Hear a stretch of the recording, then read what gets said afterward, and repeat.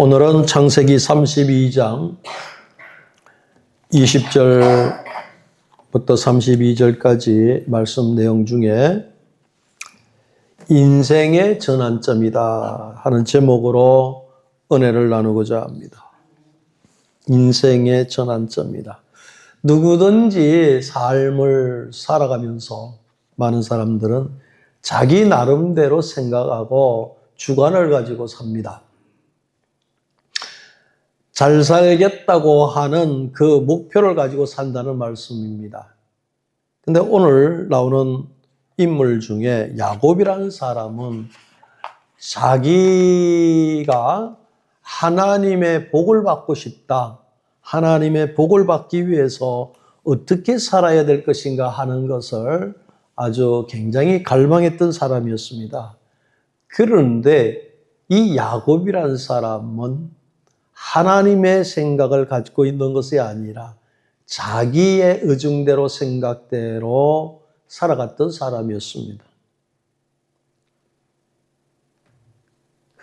그 인생이 오늘 나오는 창세기 32장 20절부터 32절 말씀 가운데 그 내용이 있습니다. 야곱이라는 그 이름이란 자체는 속이는 자다, 속이는 자다라는 이름을 가지고 있습니다. 그런데 그 이름값을 평생토록 했습니다. 평생토록 어쩌면 그 이름을 가지고 잘 사용을 했는지 대단한 사람이었습니다. 아버지 이삭도 속이는 재주가 있었고요. 형 에서도 속이는 재주도 있었고, 또 형 아버지와 형을 속임으로 말미암아 또 형 에서에게 분노를 일으키게 하여서 그 집에서는 살 수가 없어 도망을 가게 됩니다. 도망을 간 곳이 바로 외삼촌인 라반 집에 도망을 가게 되는데, 그곳에서도 마찬가지로 삼촌 라반을 속이는 그러한 삶을 살았습니다. 항상 속이는 데에는 달인이라고 볼 수가 있죠. 삼촌 집에 가서 일을 하는데 한 20년 동안 열심히 일을 했습니다. 머슴살이였죠. 그래서 머슴살이를 하는 동안에 양떼와 소떼를 많이 가졌습니다. 그래서 창세기 32장 14절부터 15절의 말씀을 보면 암염소가 200마리입니다. 순염소가 20마리, 암양이 40마리. 암양이 200마리고 순양이 20. 또 전나는 낙타가 30마리. 또 새끼 암소가 40마리. 뭐 이래서 보면 어마어마한 부를 축적해버리는 일을 감당을 했습니다. 그래서 삼촌 집에 20년 동안 머슴살이를 했는데 이렇게 거부가 된 거예요. 자기 수단과 방법을 가리지 않고 열심히 살았던 이 야곱은 거부가 되어 이제 고향을 가고 싶어 합니다. 고향을 찾으러 가는데 그 한쪽 마음 속에는 형이라고 하는 그 에서가 자꾸 생각이 납니다. 왜 그럴까요? 에서를 처음에 속인 아버지에게 자기가 에서라고 속인 것 때문에 형의 분노를 자아냈거든요. 그래서 그는 그 마음이 늘 떠나지 않았던 것입니다. 그래서 창세기 32장 11절에는 내가 주께 간구하오니 내 형의 손에서 나를 건져내시옵소서 기도를 합니다. 내가 두려워하면 그가 와서 나와 내 처자를 칠까 겁이 나기 때문입니다. 이렇게 고백을 합니다. 그러니까 속이고 나니까 마음이 늘 불안한 거겠지요. 그 32장 22절에는 밤에 일어나 두 아내와 두 여종 11아들을 인도하여 야복나루를 건널세 이렇게 했습니다. 그동안 일하느라고 열심히 일하느라고 고향 생각을 못했을 것입니다. 그러나 한쪽 마음구석에는 항상 고향이라고 하는 그 마음이 있을 것이고 또 아버지와 형을 속인 그것 때문에 마음이 두려움이 항상 남아 있었을 것입니다. 그리고 세월이 한 20년이 흘렀습니다. 20년이 흐르다 보니까 재산도 거부가 될 정도로 많아졌습니다. 더 이상 삼촌집에 있어야 할 필요가 없기 때문에 큰맘 먹고 고향으로 가고자 하는 마음을 가지는 결심을 했습니다. 그런데 그 마음속에는 그 형이 무섭기만 하다는 것입니다. 창세기 33장 1절에 보면 형은 얼마나 힘이 있는 사람이냐 하면 야곱이 눈을 들어보니 에서가 400명의 장정을 거느렸다 했습니다. 동생 야곱은 재산을 많이 갖고 있었지만 형에서는 400명이나 되는 그런 군사를 방불케할 정도로 힘 있는 형이 되어버렸다는 것입니다. 이러니까 만만할 수가 없습니다. 그래서 창세기 32장 20절에는 야곱이 또 머리를 쓰기 시작합니다. 예물을 형에게 갖다 주면은 이것이 좀 풀어질까? 32장 20절에는 혹시 나를 받아 주려 함이려나 그랬습니다. 이 예물을 받고 나를 용서는 하지 않겠는가? 그런 생각이었지만 21절에는 자기 생각이지요. 그러면서 그는 밤을 새우는 일이 들어갔습니다. 에서의 분노를 풀기 위해서 엄청난 그 양의 선물, 엄청난 양의 그 어마어마한 선물을 세 군데로 나눠서 두면서 시간차를 두면서 보낸 것을 알 수 있습니다. 여기서 볼 때에도 야곱이 20년간이나 라반 밑에서 배운 인간적인 지혜를 가지고 치밀한 계획을 가지고 속이는 재능이 아주 대단한 것이었습니다.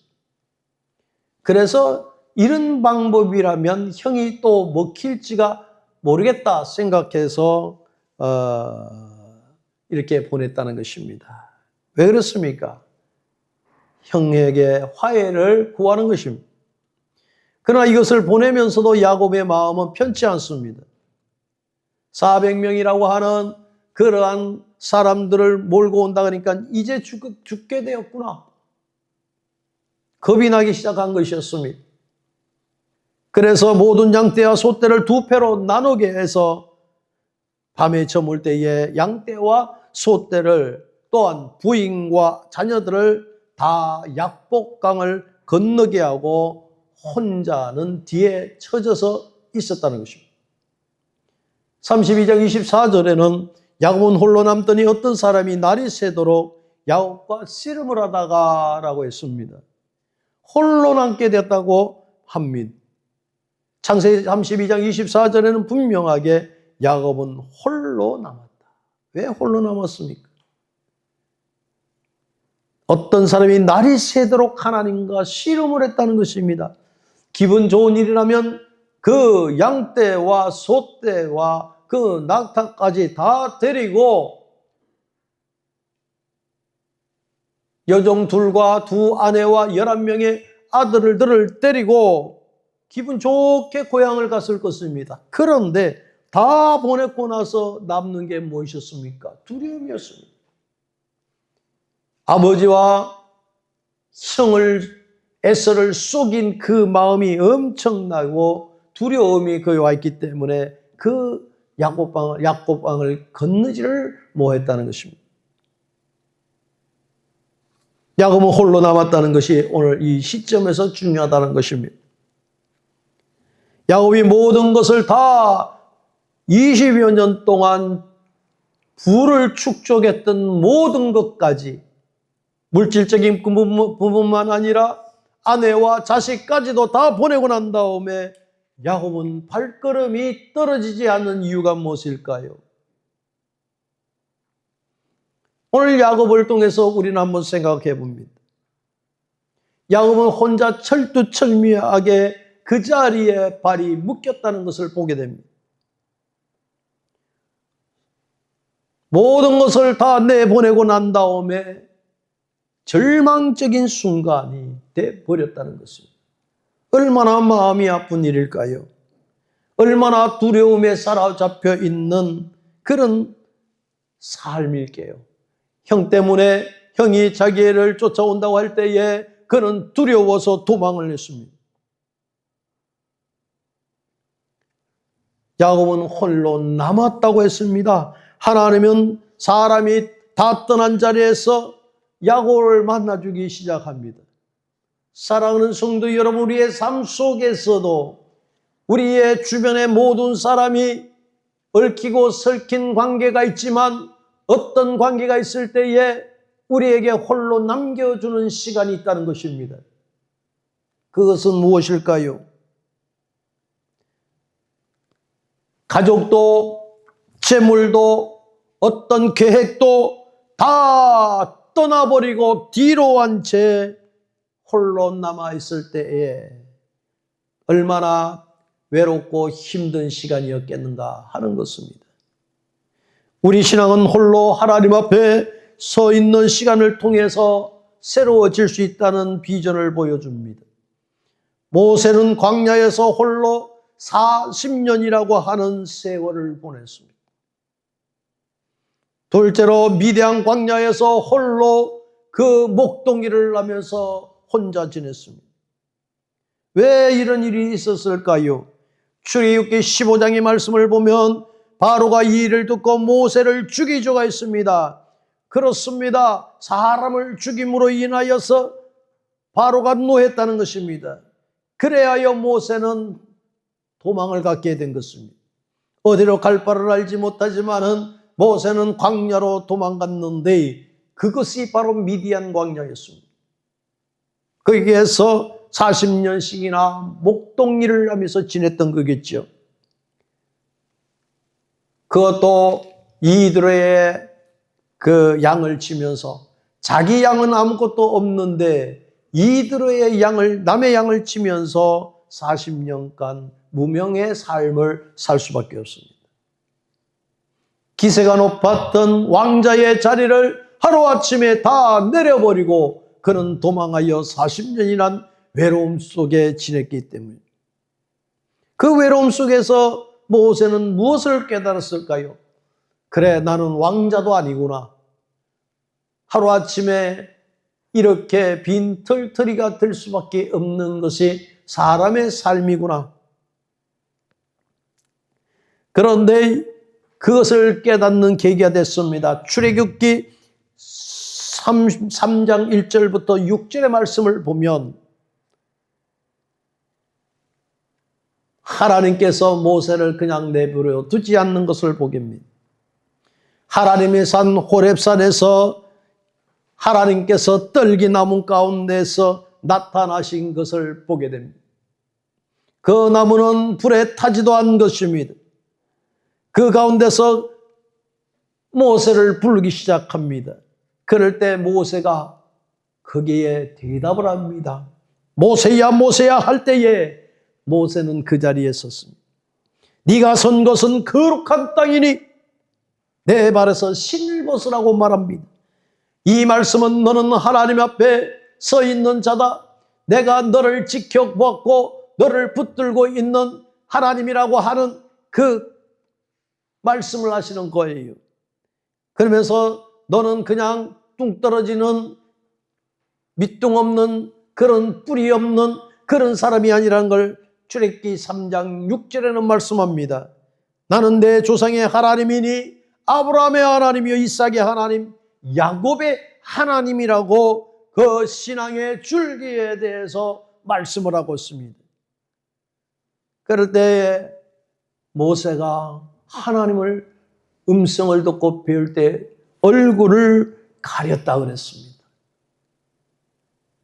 40년이란 그 미디안 광야에서 외롭게 지낼 때에 하나님은 그를 가만히 내버려 두지 아니하시고 지켜보았다는 사실입니다. 엘리야 역시 그렇지 않습니까? 엘리야 역시도 고독 속에서 만날 때에 로뎀 나무 아래에서 홀래 있을 때에 하나님이 어떻게 역사하실까? 선지자였긴 엘리야는 하나님이 내 이렇게 고독할 때에 하나님은 어떻게 역사하실까 하는 것을 생각했을 것입니다. 그런데 열왕기상 9장 11절부터 12절 말씀을 보면 하나님은 바람이나 지진이나 불 가운데 계시지 아니했다고 말씀합니다. 하나님의 능력으로 막 바람을 해시고 산을 가르고 바다를 바위를 막 부수시고 막 이런 역사 속에서도 하나님 그것에서 역사하지 않았다는 것입니다. 그런데 지진이 일어났고 불이 나고 이런 가운데도 하나님 안 계셨는데 그것이 다 지나간 다음에 강한 바람이 있었고 지진이 있었고 불이 있는 아주 겁날 정도로 무서울 정도로 하는 그런 환경적인 있은 그런 상황 뒤에 하나님께서 세미한 소리가 저에게 들렸다는 것입니다. 이 세미한 소리는 바로 작은 소리입니다. 하나님이 말씀하십니다. 엘리야야, 네가 여기서 무엇하느냐? 하나님은 엘리야를 뭐라 그러지 않습니다. 책망하지 않습니다. 다시 일어나게 부르시는 그 세미한 음성이었습니다. 열왕기상 19장 9절부터 18절의 말씀은 이 내용이 쭉 나와 있습니다.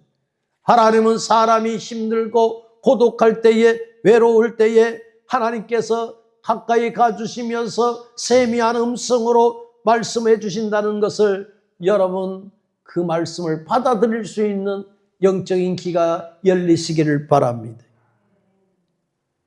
그러나 우리는 외롭습니다, 고독합니다 라고 하는 마음을 늘 갖고 있습니다. 사랑하는 성도 여러분, 예수님께서도 홀로 광야에서 시험을 받으셨습니다.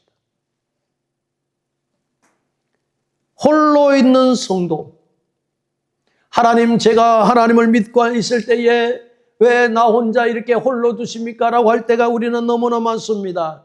하나님이여 세상줄을 다 끊어버리려고 하지 않습니까? 그렇습니다. 세상적 정욕적인 것 다 끊어버리고 하시면서 때로는 친척도 형제도 때로는 환경도 모든 것을 끊어버렸을 때에 여러분 얼마나 외로운지 아십니까?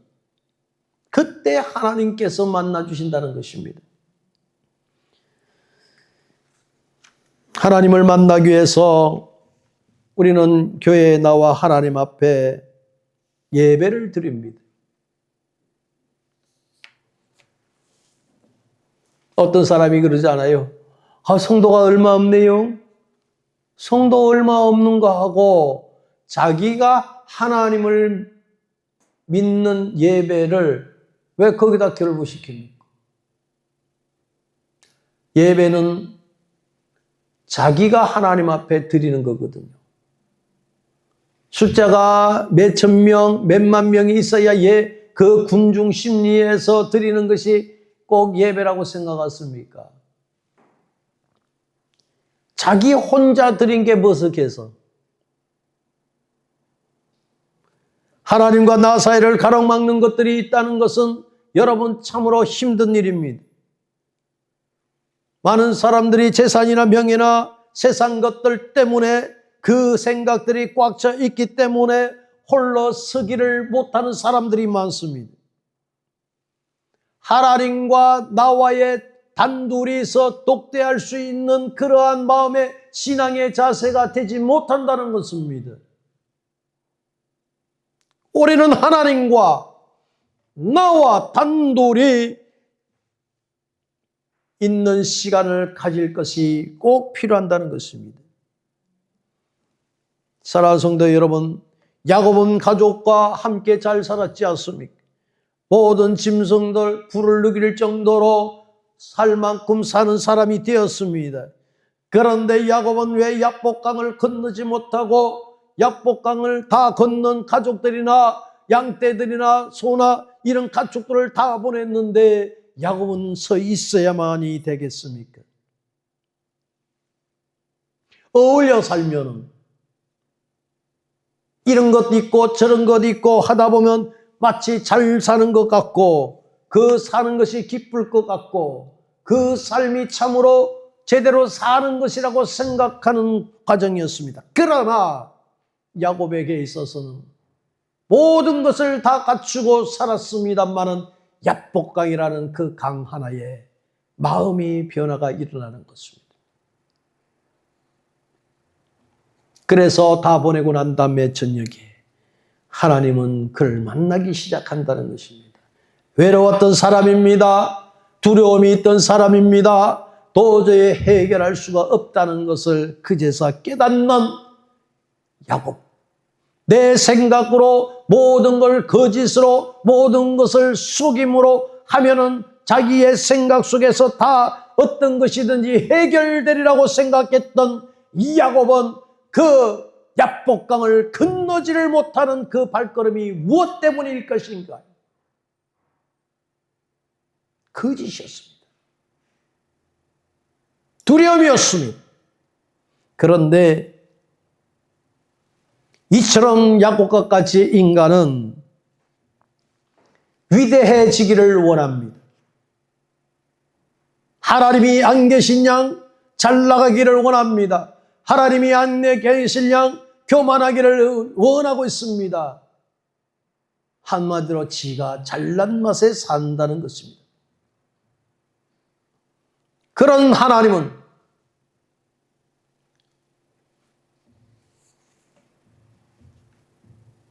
만나기를 원치 아니하십니다.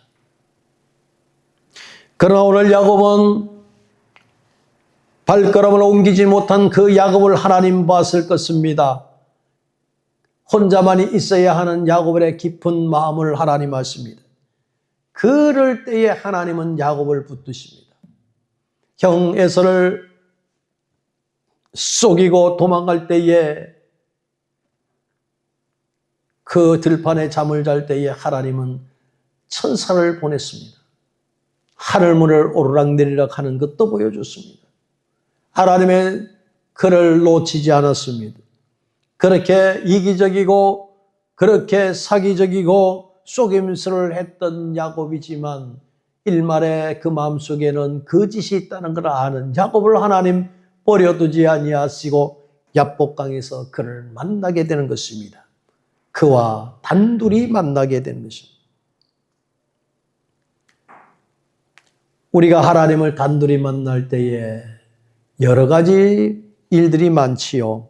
어떤 사람은 잘 나가다가 배신을 당해서 어쩔 수가 없어서 어떻게 할까요? 어떻게 할까요? 그러다 속상하다가 우리 하나님 앞에 나와서 하나님을 만나는 사람이 있을 것이고, 어떤 사람은 중병에 걸려가지고 도저히 고칠 수가 없다, 불가능하다 할 때에 그래도라도 하나님 앞에 가야 되지 않겠나 하는 마음을 가지고 오는 사람이 있습니다.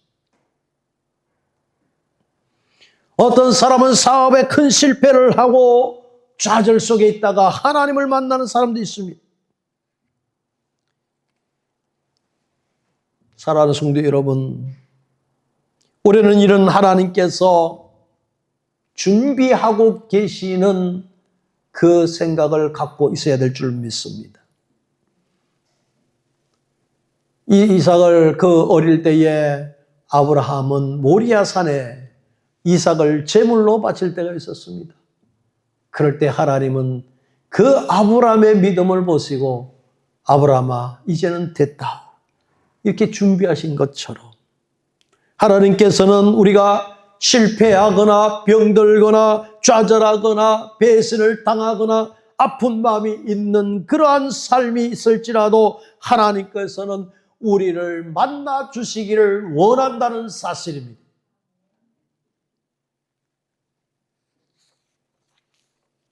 사랑하는 성도 여러분, 야곱이 깨달을 수 있는 것이 무엇일까요? 모든 것을 야복강 너머로 다 보낸 다음에 야곱은 홀로 남았다 했습니다. 모든 소유도 헛것이구나. 헛것이구나. 그리고 혼자 남았습니다.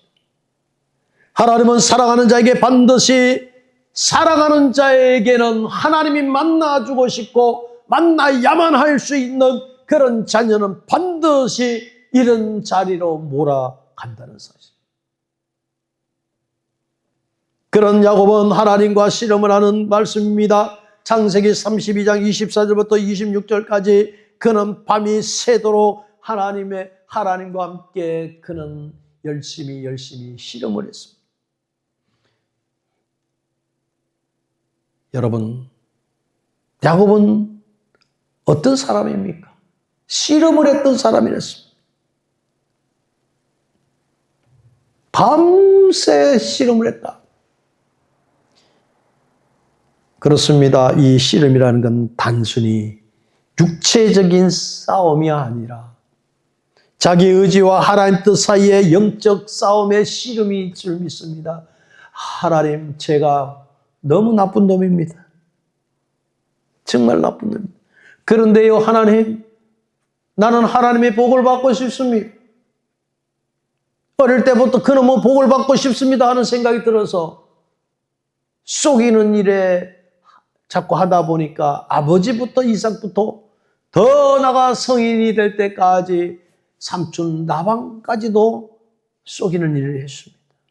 이러지 않고 제가 어떻게 이렇게 살 수가 있겠습니까? 핑계를 댔을 것입니다. 하나님은 야곱이 이러한 것에 항복이 될 때까지 기다리시는 하나님이었습니다. 그러면서 야곱이 그럽니다. 이제 진정한 복을 나에게 주십시오. 하나님이 나와 함께 하시는 이 복을 하나님 주시면 좋겠습니다. 절대로 이것을 놓치지 않겠습니다. 그럴 때 하나님은 야곱의 허벅지를 쳤습니다. 환도뼈라 그러지요. 그러면서 그 야곱은 하나님의 사람이 된 겁니다. 모든 가면 형식 같은 것은 다 멀리하고 이제 하나님의 사람이 되었습니다. 헐 뿌린 가식을 다 벗어버리고 가면도 다 벗어버리고 하나님과의 관계 속에서 응답을 받은 거예요. 사랑하는 성도 여러분, 하나님 우리에게 하나님과 나 사이에 가로막힌 것이 있는 것을 하나님은 원치 않고 있습니다. 아니요, 싫어하고 계십니다. 그래서 문제가 생기면 하나님 앞에 기도하라는 것입니다. 문제가 생기기 전에 평상시에는 단독적으로 하나님을 만나는 훈련을 해야 하는데 그렇게 되기가 쉽지가 않습니다. 왜요? 대수롭지 여기 않게 생각하기 때문에 그렇습니다. 창세기 1장 26절부터 27절의 말씀을 기억하시기를 바랍니다. 하나님이 가라사대 우리의 형상을 따라 우리의 모양대로 우리가 사람을 만들고 그들로 바다의 물고기와 하늘의 새와 가축과 온 땅과 땅에 기는 모든 것을 다스리게 하자라고 말씀하셨습니다. 그러면서 하나님의 자기 형상 곧 하나님의 형상대로 사람을 창조하시되 남자와 여자를 창조하시고 이랬습니다. 여기서 보면 모든 것을 다스리게 하자 이랬습니다. 모든 것을 다스리게. 하나님이 이 세상을 우리에게 다스리게 했다는 것입니다. 하나님께서 우리에게 이 세상을 맡기셨다는 사실입니다. 많은 사람들이 이것을 좋아했습니다.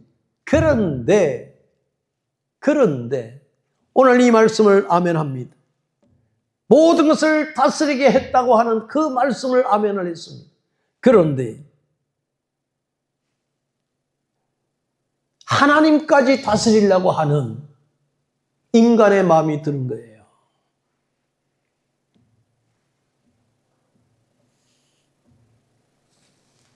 분명히 하나님께서는 우리에게 대리자, 즉 다스리는 자로 만들어줬는데 많은 사람들이 하나님마저도 다스리려고 하는 그러한 못된 성품들이 각심령의 자리를 잡고 있다는 거예요. 세상 사람들은 몰라도, 세상 사람은 하나님을 모르니까 그렇다 치더라도 우리 성도들은 하나님을 다스림받되 정직하게 받아야 한다는 것입니다. 그런데 왜 우리가 오히려 신앙생활을 한다면서 하나님을 다스리려고 하는 아주 괴상망측한 생각들, 마음들이 있는 거냐 하는 거예요. 지금 야곱은 하나님의 다스림을 받는 것이 아니었습니다. 하나님을 다스리면서 평생을 살았습니다. 왜? 그 하나님은 넓고 넓은 마음을 가지고 있기 때문에 내가 이런 짓을 했으라도 하나님은 눈 감고 계실 거야. 뭐 교회 한번 빠진다고, 뭐 내 한 잔에 술을 한다고, 내 한 번에 외도를 한다고, 뭐 한 번쯤이야 이런 사람이 있습니다. 사랑하는 성도 여러분, 하나님을 다스려서는 아니 됩니다. 오늘 제 목사님, 제가 언제 하나님을 다스렸을까요? 하나님보다 먼저 앞선 것이 하나님 다스리는 것 아닌가요? 하나님 없이 생각하며 생활했던 것이, 우선으로 생각했던 것이 하나님 앞에 여러분 바로 서 있다고 생각을 합니까? 내가 필요하면 하나님 부르지 않아요? 여러분의 신앙생활을 오래 했던 사람이든 얼마 되지 않던 사람이든 내가 필요하면 하나님을 불러요. 얼마나 똑똑한지 모릅니다. 야곱만 뭐라 할 수가 있겠느냐 이거예요.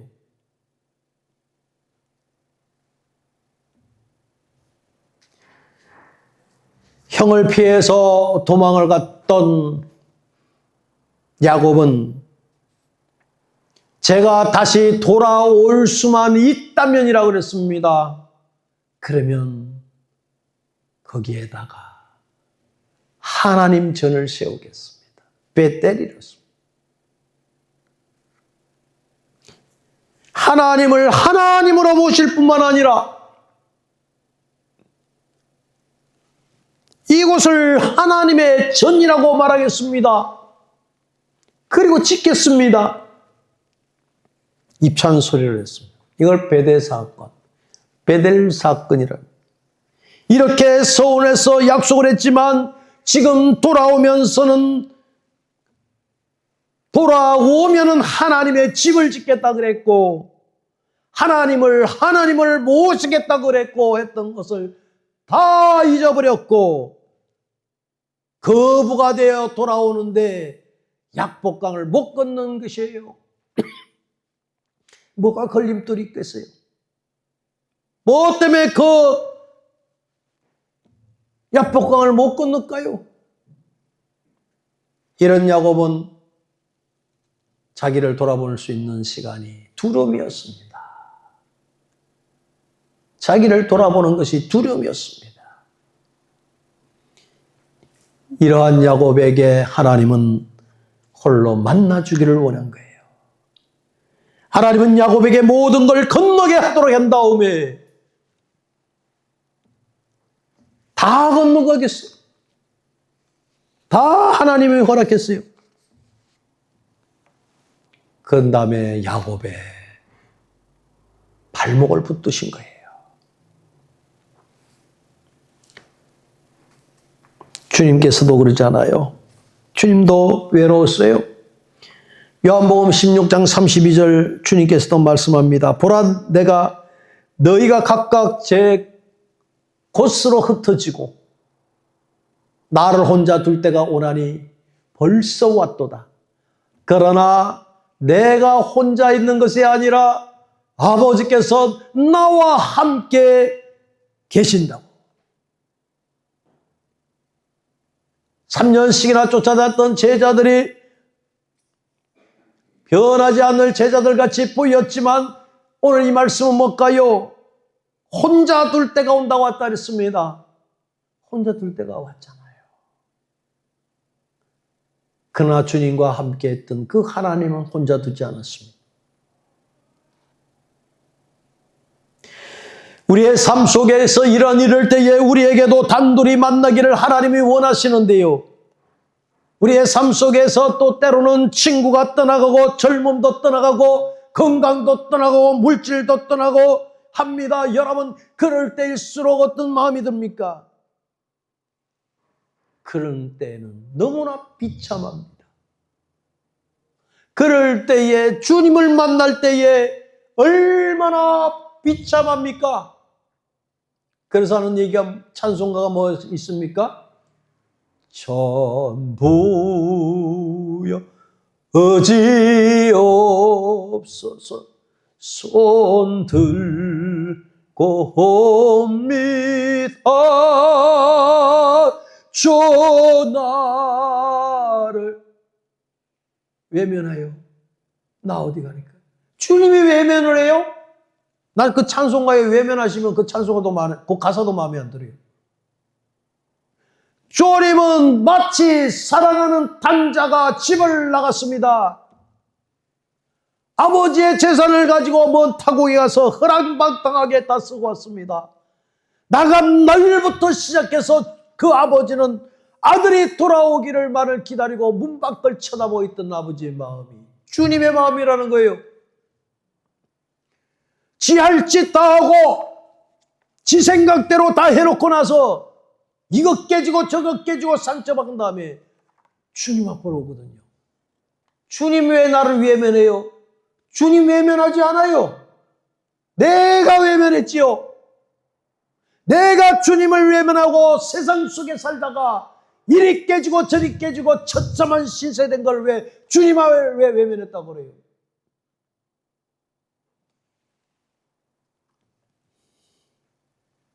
주님은 늘 임마누엘 되신 하나님.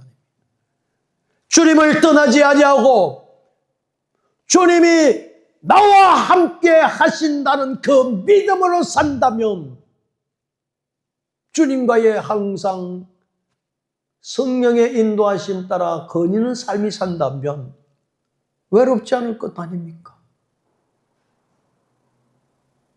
사랑하는 성도 여러분, 주님을 만나기보다도 중복적으로 양다리를 걸쳐서 그런 것 아닐까요? 아니면 세상의 마음이 확 그쪽으로 기울어지지는 않을까요? 그럼에도 불구하고 하나님은 만나기를 원합니다. 돌아오기를 원합니다. 내 너를 위하여 몸버려 피 흘린 주님이 계실 때에 내 너를 위하여 내 몸을 주고만 주님 앞에 뭘 주라고 주님은 물어보지 않습니까?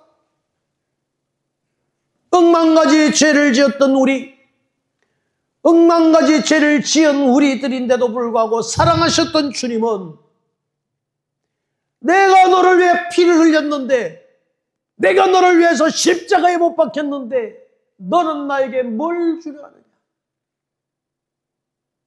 너의 진실함이 무엇이냐? 사랑하는 성도 여러분,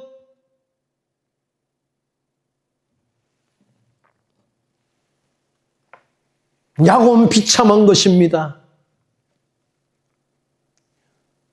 야곱의 그 삶은 지 발걸음대로, 지 생각대로, 지 멋대로 세상 속에 나가서 온갖 못된 짓 한 그 사상을 세상 말로 발모가지를 딱 부러뜨린 거예요.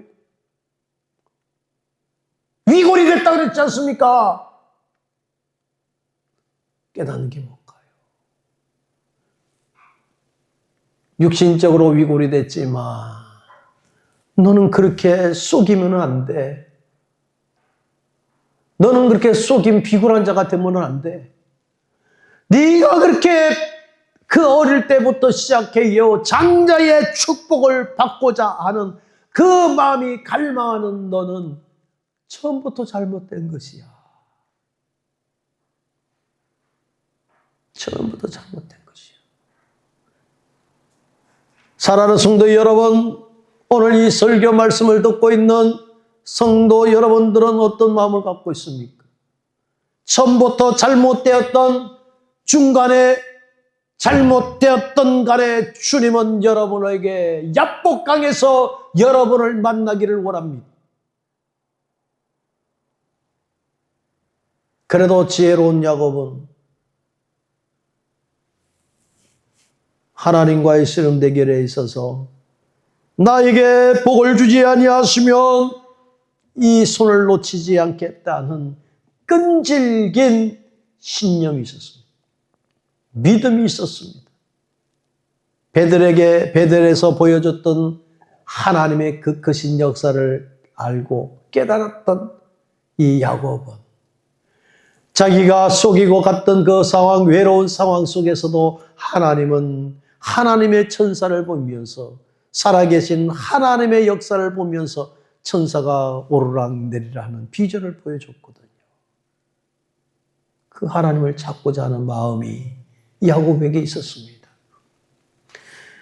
자기를 사랑하시는 그 야곱을 하나님이 놓치지 않고 계신다는 걸 알고 있는 야곱은 그 야복강에서 나에게 다시 한번 진정한 복이 무엇인가를 알려주시는 그 하나님이 주신 영적인 복을 깨닫고 이 손을 놓치지 않겠습니다.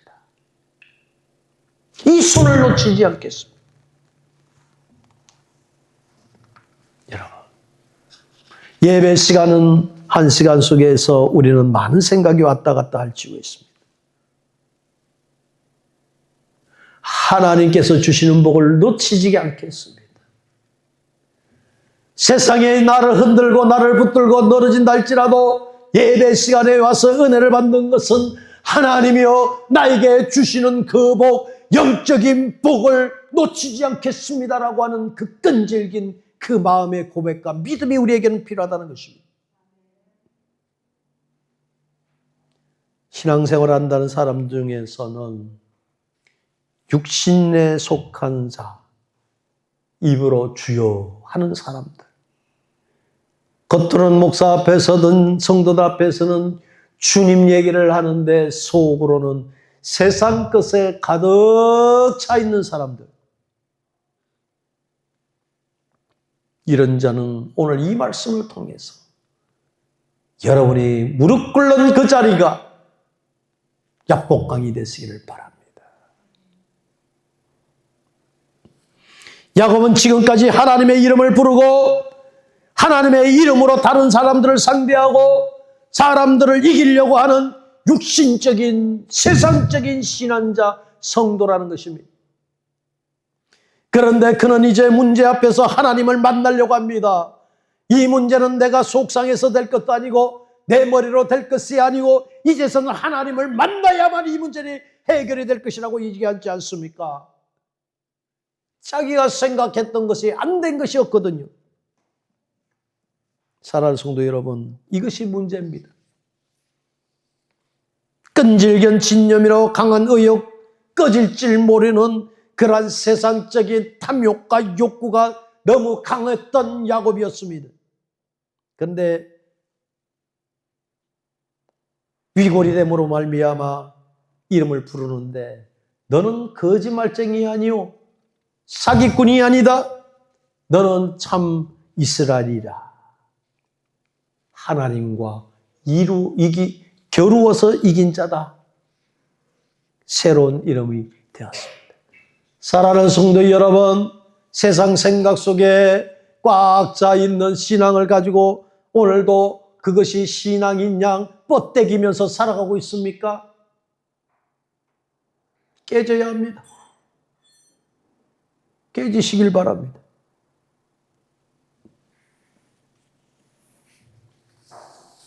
새 이름으로 야곱이 이스라엘로 변하듯이 고린도 후서 5장 17절에는 말합니다. 누구든지 그리스도 안에 있으면 새로운 피조물이라고 합니다. 사랑하는 성도 여러분, 환도뼈가 위골이 됐을 때에 아버지 하나님 앞에 진정한 자기의 속내를 드러놓고 이제 변했던 바로 야곱이라는 이름이, 사기꾼이라는 이름이 이제 하나님과 겨루어서 이겼다는 아주 놀라운 그 명칭을 받게 됩니다.